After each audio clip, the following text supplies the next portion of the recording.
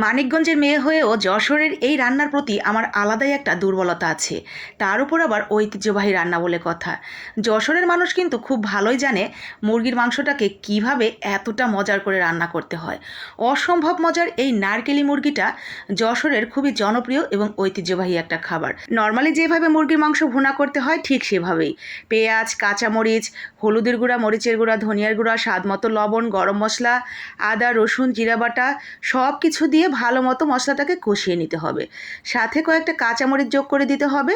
তারপরে দিয়ে দিতে হবে চিকেনটা। চিকেন দেশি অথবা ব্রয়লার যে কোনো একটা দিলেই হবে, তবে ঐতিহ্য বলে কথা। বছরের পর বছর ধরে কিন্তু দেশি মুরগি এবং সেই নারকেল সহযোগেই রান্না করা হয় এই নারকেলি মুরগি। আস্ত নারকেলের এই মুরগি রান্নাটা অসম্ভব ভালো লাগে গরম গরম ধোয়া ওঠা ভাত অথবা পোলাওর সাথে। যেভাবেই খান না কেন খাওয়াটা কিন্তু বেশ হবে।